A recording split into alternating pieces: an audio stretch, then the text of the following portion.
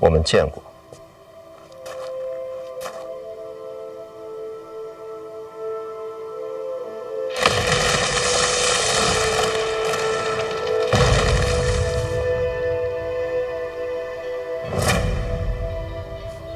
五竹叔，你找我哥？我找你。找我？对。现在所有人都在那个大房间里听范闲讲话，时机正好。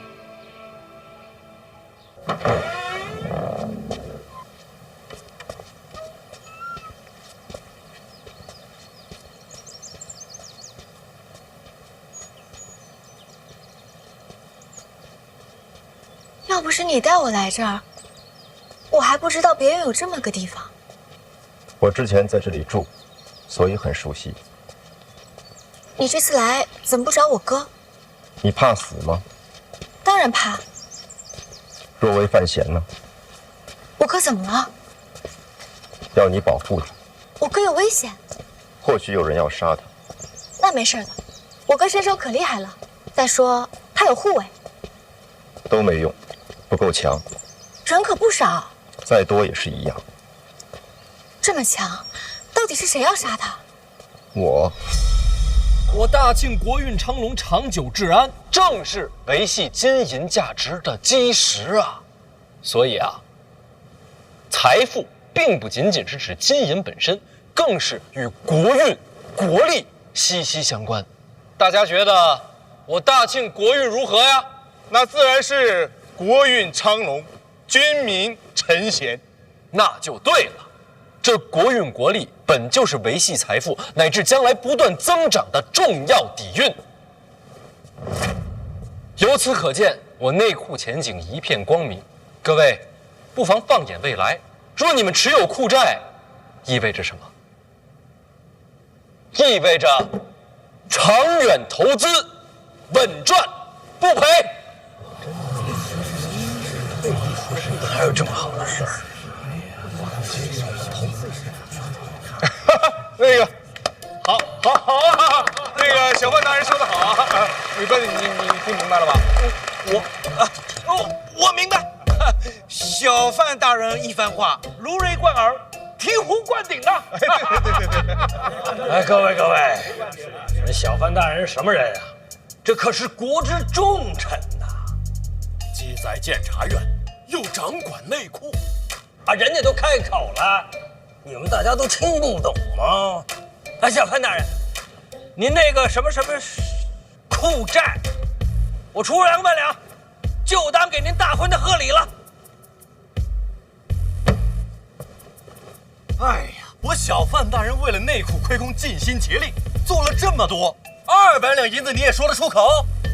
大人，我买500两，现在就买。那我们大家都买啊！那我就300两。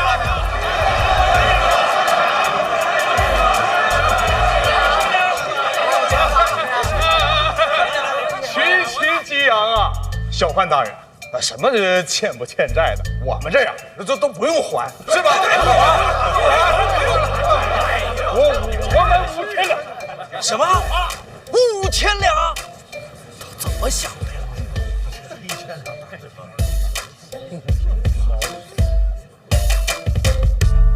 你们是不是没太听懂啊？我懂了。国运系于大人一身，支持大人责无旁贷。大人，您是没懂我呀，我捐5000两。看来是真没懂啊。换人，下半场。等一下，你让我理理。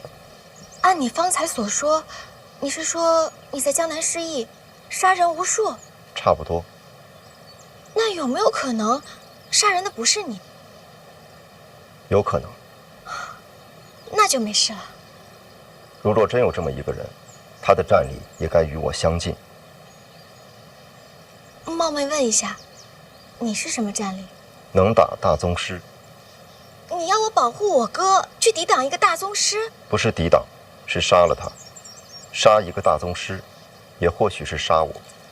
不如说，我没练过武。我知道。一个普通人怎么可能抵挡大宗师？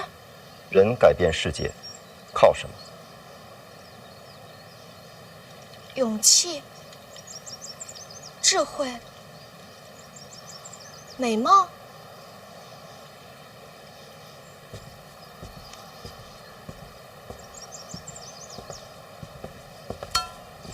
还有工具。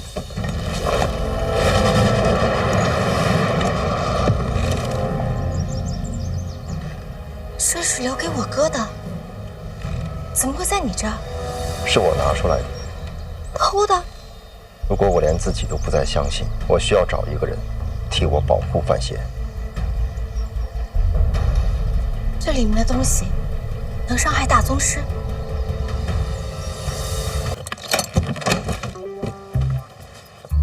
没锁吗？之前有，已经开了。这怎么用？缺少一根主件，把它们拼合起来才是全貌。主件拼合起来，怎么感觉像是火铳？武周叔，火铳不行的，既费事又瞄不准，比不上弓箭，伤不了大宗师。可以。世上还有这种火铳？不一样，小姐带出来的。哪儿带出来的？神庙。世上还有这种火铳？不一样，小姐带出来的。哪儿带出来的？神庙。神庙带出来的，还会缺主件？毁了。被谁毁了？这个你不用知道，你需要做的就是用它做好准备，保护范闲。然后呢？你能把它修好？不是我修。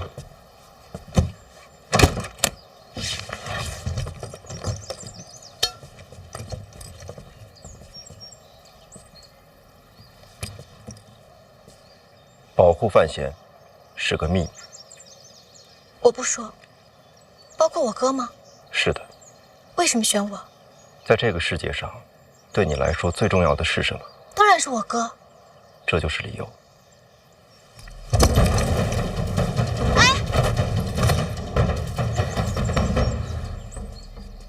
就这么走了？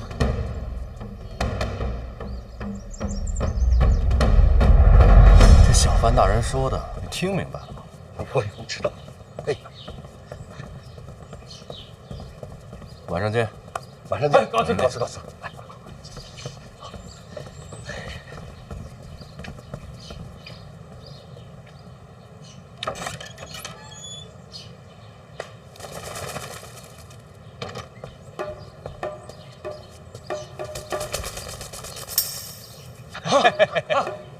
哎，一会儿晚上见啊！回去。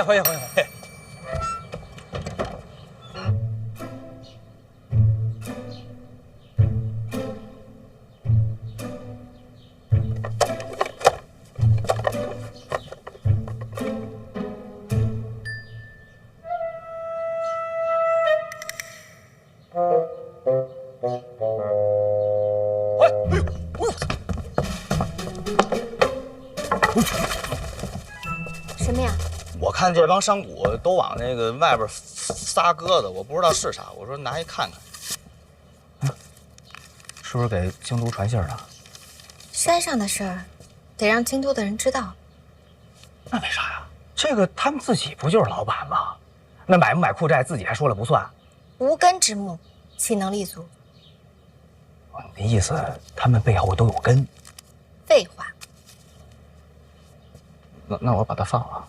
你这就不许拉他了，你这。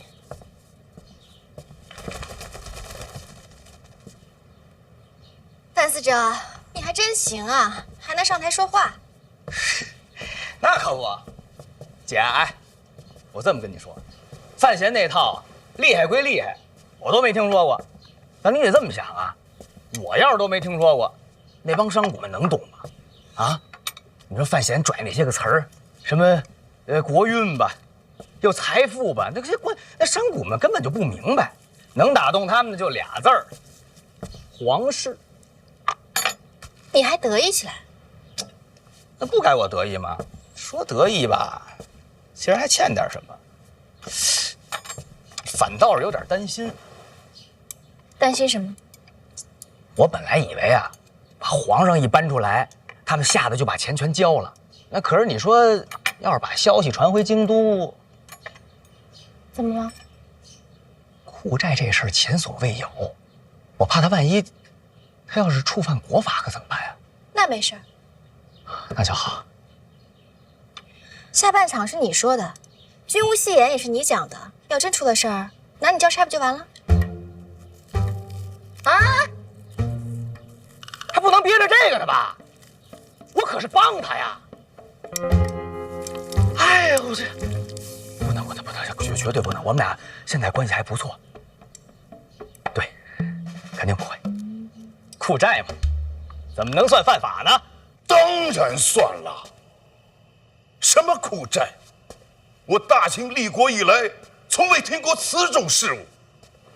这逆子胆大包天，还什么分担皇室债务，属实荒唐，国法难容。正所谓子不教，父之过。要我说，先把范闲押回来，然后我这尚书也抹掉。家风不正，没脸做官，回儋州养老算了。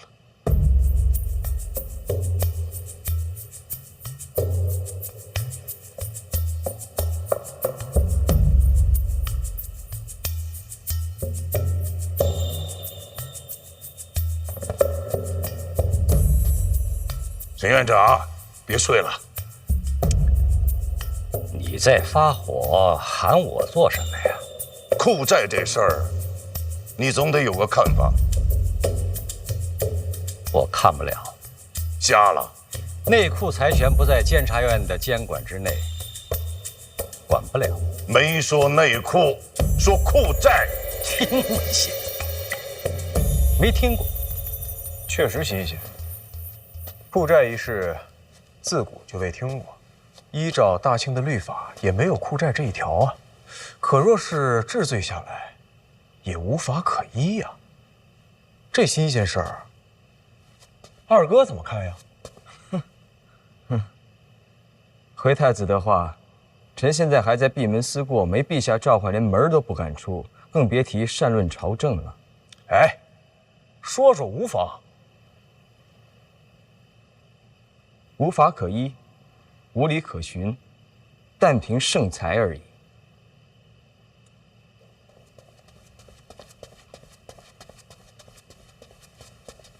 诸位都到了，请随我来。哎，陛下在哪儿啊？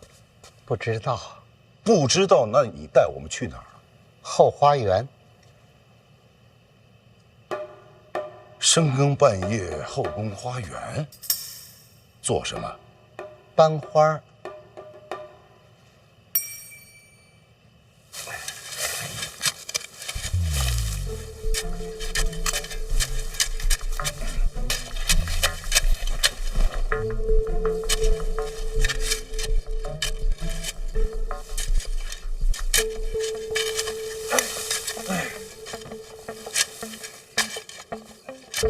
侯公公，哎，你确定这是陛下的旨意？范大人，老奴有天大的胆儿，也不敢假造陛下的口谕呀。这是闹的哪一出？就是班花。就咱们几个人吗？您下人呢？陛下早就有旨意，这一片啊，不许宫内下人靠近。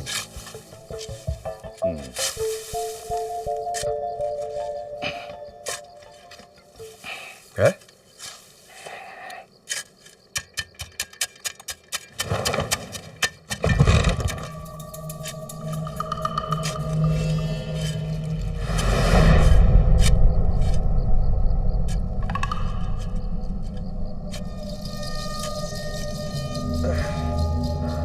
范大人，您辛苦。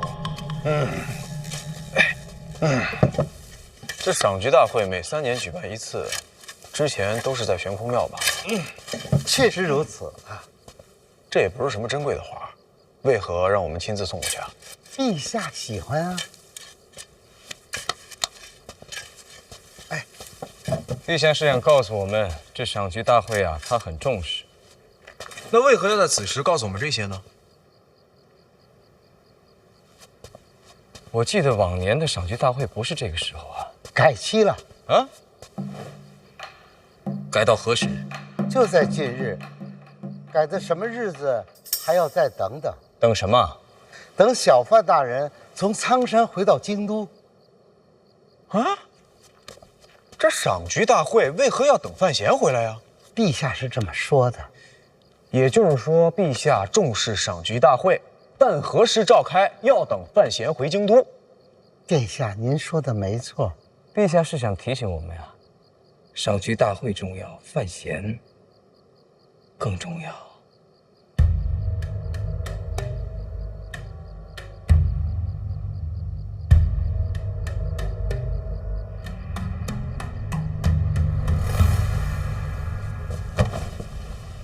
会不会留在京都没有带出来？我亲手拿下马车放进房间的，这么大个箱子，怎么可能说没就没呢？箱子里是什么？神庙里的东西。神庙里带出来的？神兵利器吗？如果佩奇确实是绝世神兵，缺东西，主体没了，其他东西一样都没有少，唯独少了一个箱子，那说明对方至少知道它是什么。知道这东西的人可不多。谁？大人，那儿有人。好身手，我都没察觉。老王，守好把儿。是。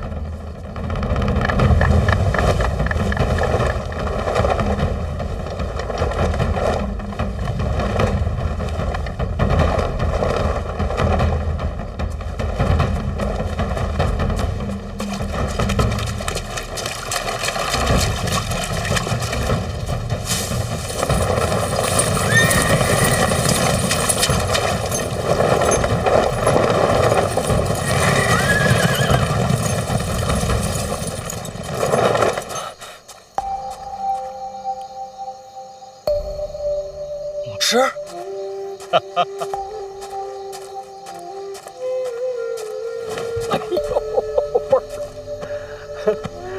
哎呦，京统领，哎，你们不是回营了吗？黑旗军令守在苍山，保护祭司。影子，王启年挺警觉啊。闹了半天全是检察院的，你们跟这儿团建呢？何谓团建？我们家新词儿多，你习惯一下就好了。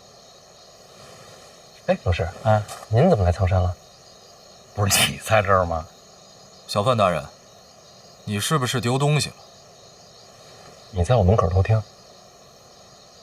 我觉得是武大人。什么意思？他一直暗中跟着你，就是想跟武大人交个手。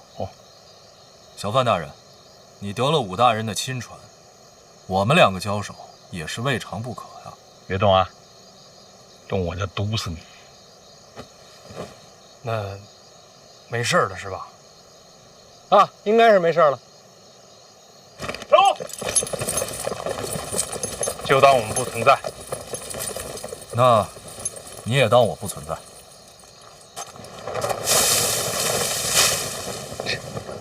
神神秘秘的。走吧，老师，都到苍山了，上我那儿吃宵夜去。好，错了，这边。哎，等会儿，我跟你说个事儿。我去江南追查一个杀人案，凶犯到了京都之后，又找不着人了。两种可能，要么就是武大人，那另一种可能呢？有人把这个凶犯在京都给藏起来了，连检察院都查不到痕迹。当然，有这般手段，京都能有几个呢？不，这也是线索。来苍山陪你待几天，这案子透着诡异，回京都就朝着这路子往下查。我本来想有了结果之后再见你，我在暗处。可是你媳妇那肺痨啊，让你给调养的差不多了。回去之后呢，一天一粒，药吃完了，病根就除了。百年好合，陛下想看，我也想看。要不您告老吧，我养您。胡说八道！我认真的。行了，把宗师隐藏在京都，我要是不把他挖出来，我寝食难安。老师，哎呀，别唠唠叨叨吧，赶紧给我生个徒孙儿。长大了，我教他用毒。回去了。那您答应我，别玩命。放心，我比你怕死。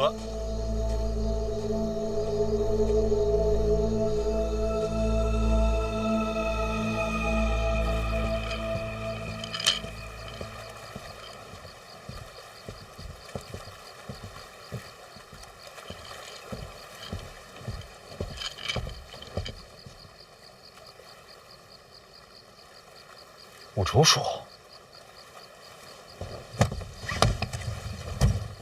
箱子是你拿了？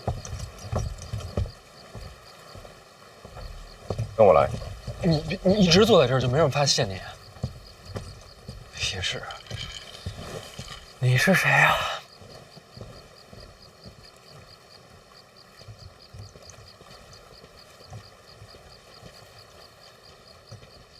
说。”影子好像对你很感兴趣，一直想跟你交手。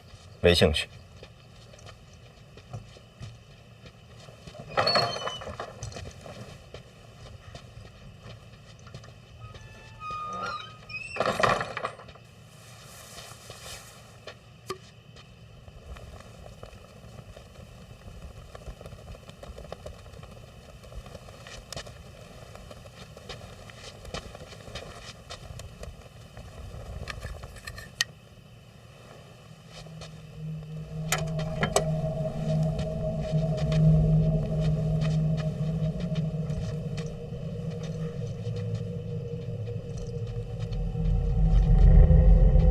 说，你到底在找什么？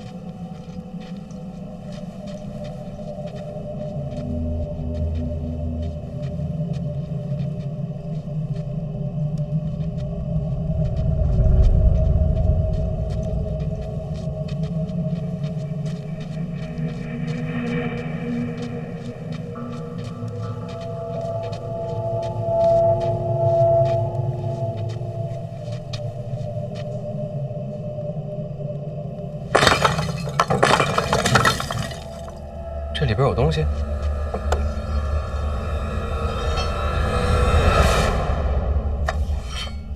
小姐当年苍山住过。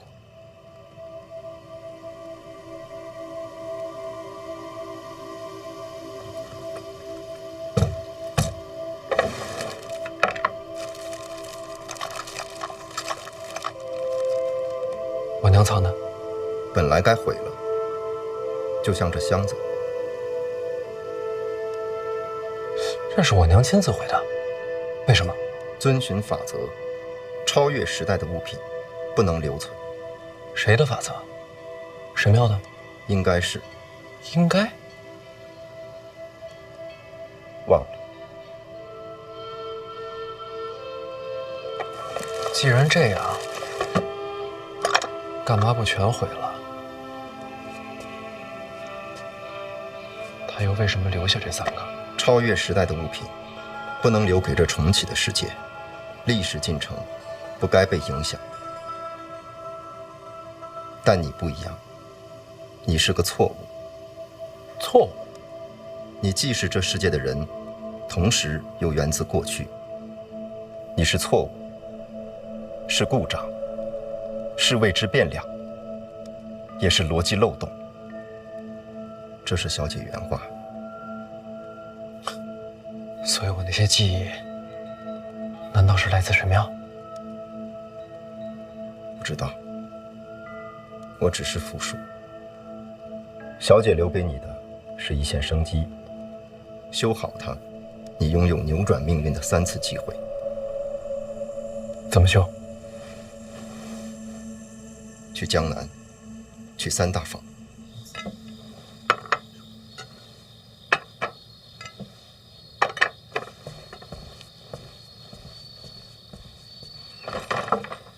这三大坊就是内库的根基。这谁不知道？内部前生根基就是三大坊。往年那些新奇货物，都是从江南出来的。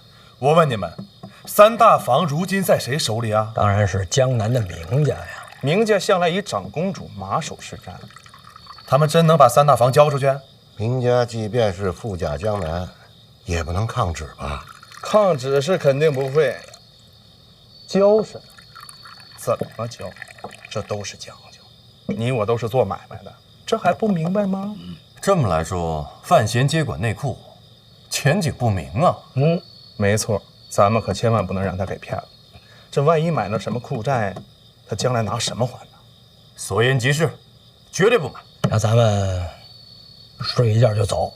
谁买谁是王八。对，谁买谁王八。王八，来，这都是超越时代的产物。三大坊里到底有什么？连这都能修？要你亲自去看才能知道。江南总是要去的，我娘的产业，我得替她拿回来。当初为什么不把这两个放一起啊？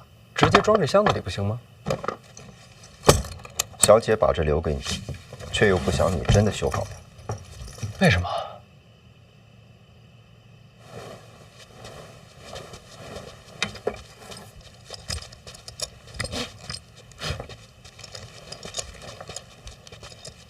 当神庙改变命运，未来亦将留下烙印。这句是真没听懂。当神庙之物使用太多，未来岁月，你终将去往神庙。这有点过于违心了。我等你到江南，到那时，你才有面对大宗师的底气。用这个对付大宗师，太欺负人了吧？未必。什么意思？有这个也未必斗得过大宗师？没错。大宗师也是人，这超越时代的武器怎么躲？我像正常人吗？成大宗师者，已不被人间常理束缚。那不成了妖怪？差不多。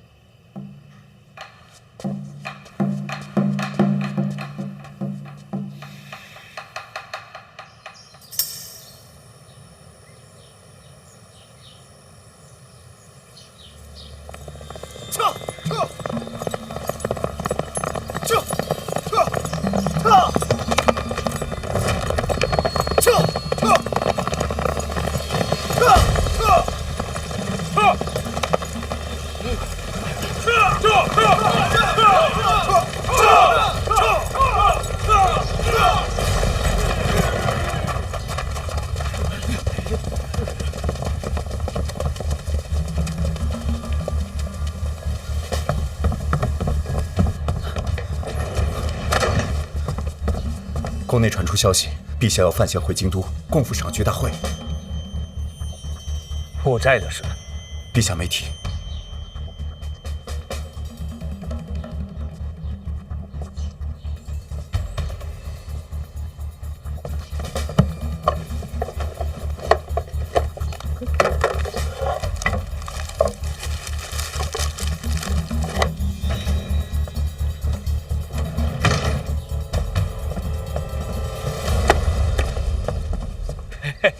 哎呦，你听说了吗？赏菊大会的事。赏菊大会无关政事，邓范闲应该也是看中他的文采。对，没错。诗词歌赋、雕虫小技而已嘛，他终归担不起内库的大任呐。对，您这是？我得去个茅房。我呀，早上起来得遛个弯儿。哎，请便，回见。哦，对，这。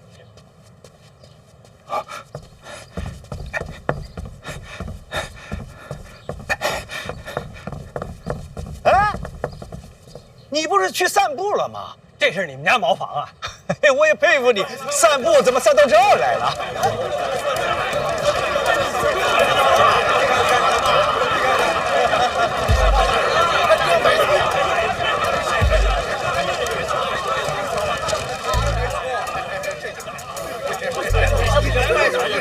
小范大人，刚才说的我的5万两一定给我留着啊！我现在就回去取钱啊，今日就能返回来。哎，你怎么也在这儿啊？你昨天怎么说的？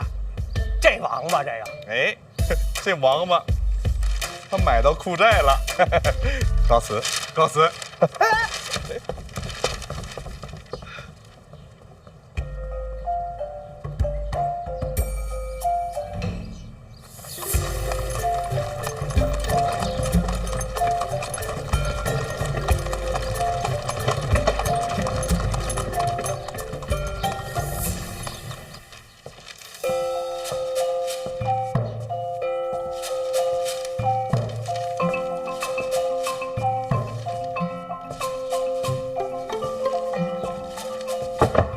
行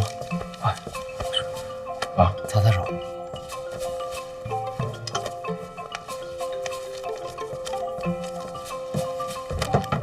哥，我怎么感觉这数不对呀？有人可能没带够银票，回家取了吧？我粗略的算了算，都不止2000多万两。数量有限，又有溢价，这都能卖完，多亏了你。内库债权都分出去了，怎么还不高兴？说到底，他们选择买库债，还是因为陛下要我赏花。陛下荣恩，前景无量，选择债务共担，这样一来，可以说以后你便是他们的靠山。是，也算是一种投资嘛。只是，他们没有人能真正明白库债究竟意味着什么。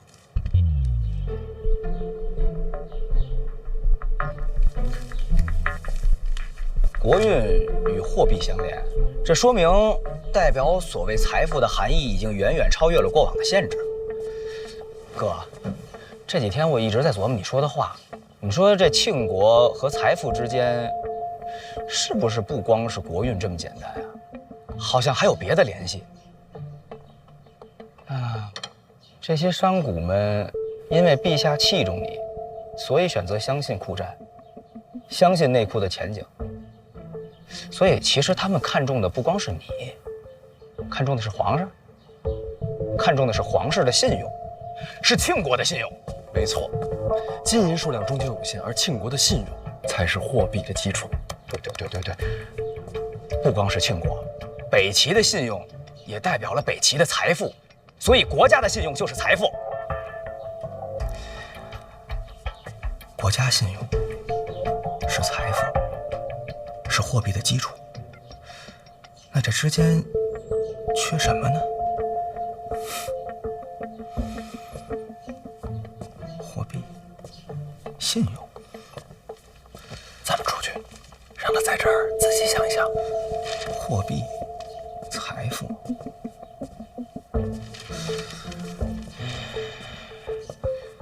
信用、财富。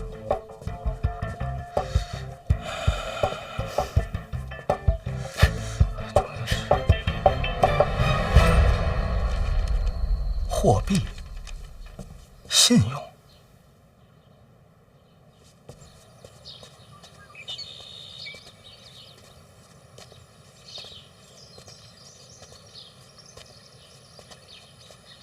思哲这是怎么了？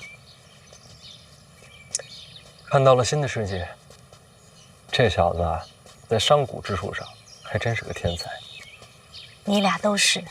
不一样，我有另外的技艺。在某种程度上算是作弊。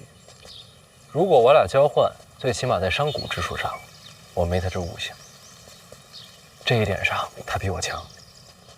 那是好事啊。婉儿，对不起啊。怎么了？苍山恐怕待不了多久。那是当然，陛下还等你回去赏菊大会呢。我准备了那么久，最后成事，还是他一句话。天子嘛，自古以来都是天下中心。等赏花大会结束，咱们一起去江南吧。我也去。当年我娘在江南创立了3大坊，时至今日，仍是内库的根基。这些都是她留在世上的痕迹。我想，我应该和你一起看。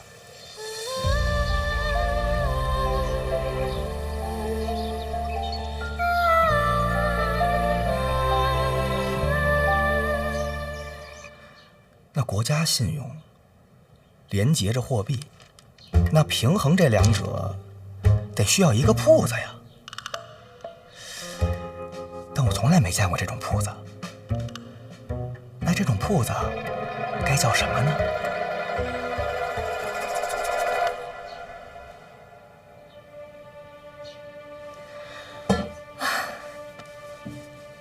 你找把火铳，练练瞄准，你手稳，是好苗子。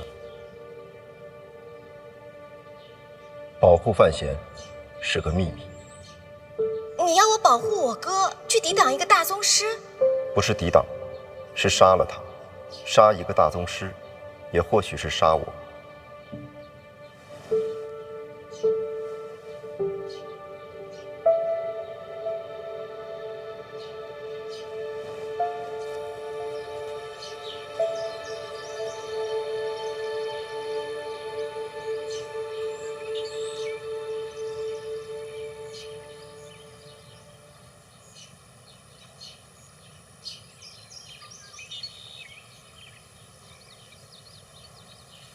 他们两个准备站多久？你要敢打扰他们，小心我给你下毒。哎，你说，武大人今日会出现吗？哎呀，他出现不出现，切什么磋呀？你不是他对手。胜负不重要，你也是练武之人，怎会不懂？我不是练武之人。那你是什么？我是他的老师。那你把他当徒弟，还是当儿子？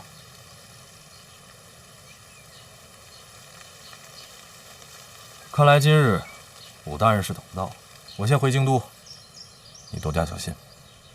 如果武处真的是凶手，天下没有人能活命。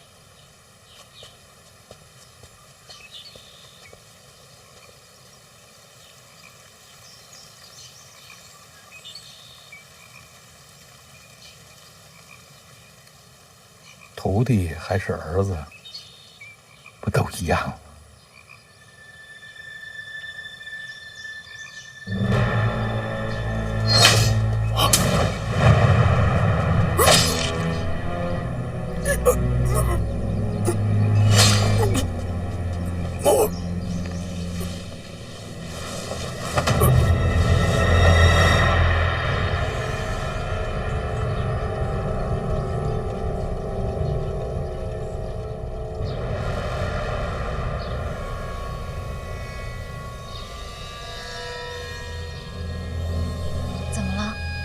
看见什么了？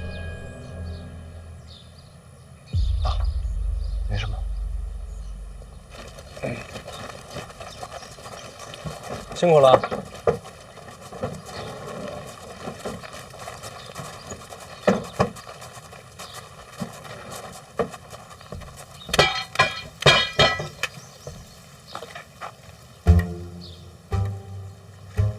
这是什么呀？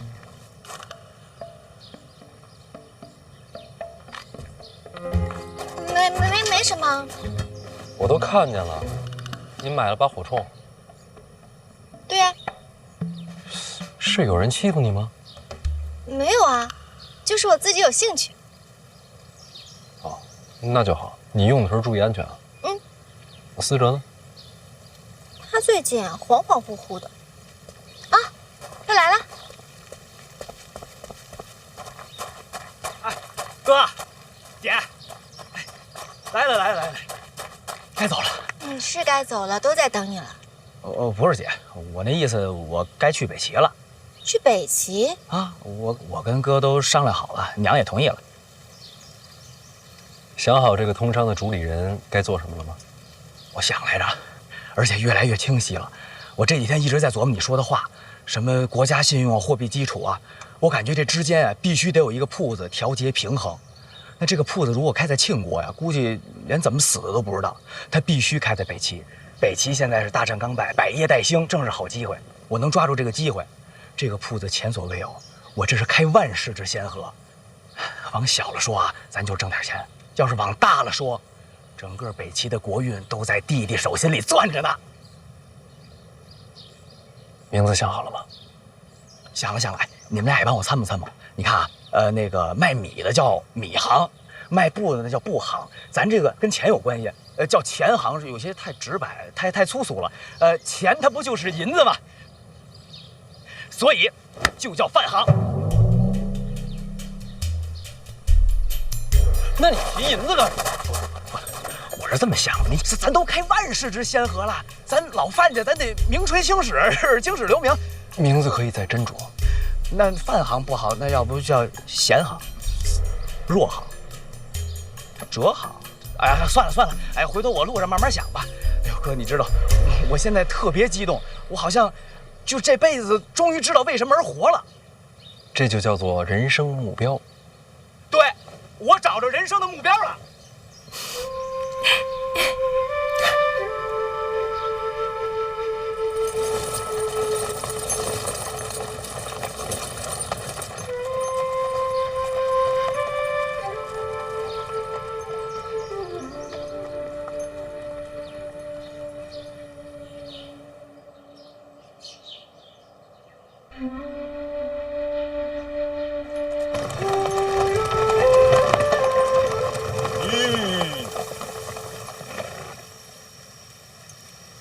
大人，是禁卫。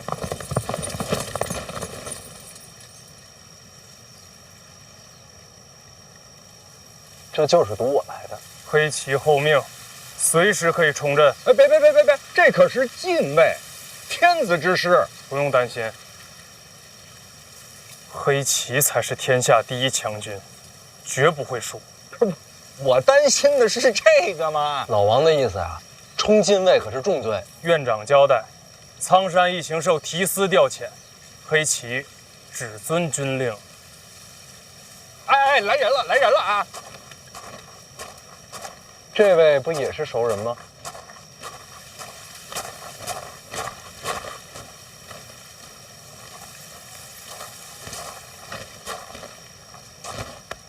小范大人，好久不见。公统领值守大内，今儿怎么出城了？陛下有旨，出宫办差。那我祝公统领一路顺风。怎么着？要不我们给你让一下？陛下旨意，还请小范大人同行。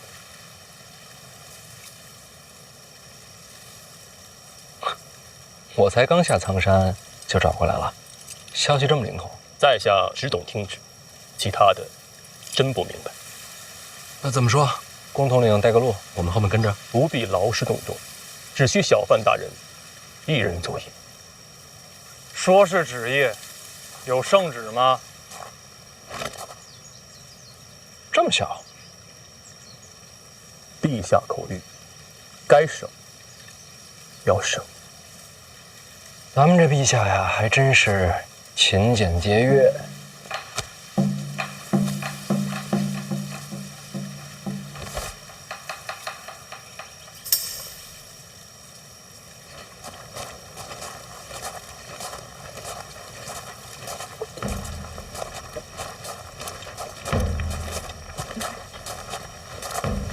小范大人，请。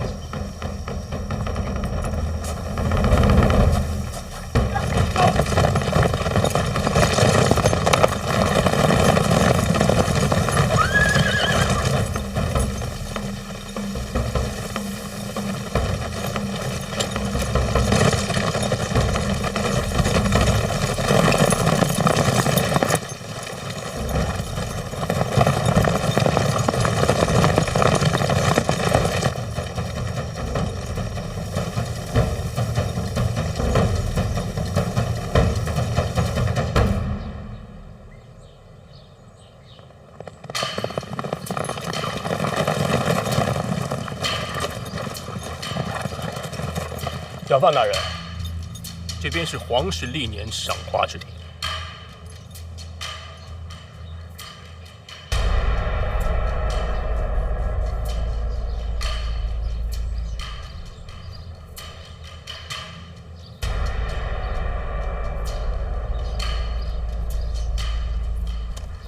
建于山崖，悬空而立，这便是传说中的悬空庙。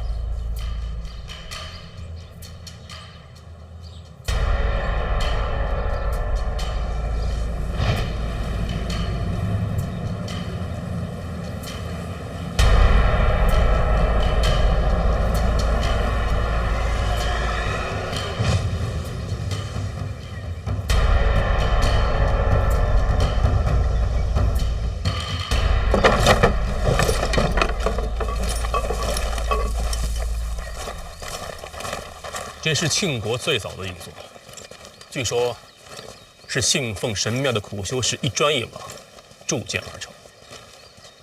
虽说天下的庙都是为了供奉传说中的神庙，可只有真正的神庙，才是与众不同。这众生之力也很了不起。小范大人还是更看重人。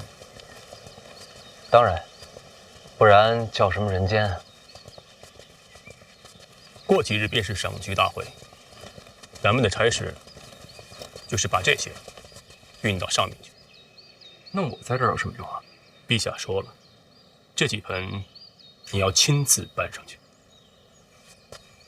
这几盆有什么特别吗？在下不知，都是灵智行事。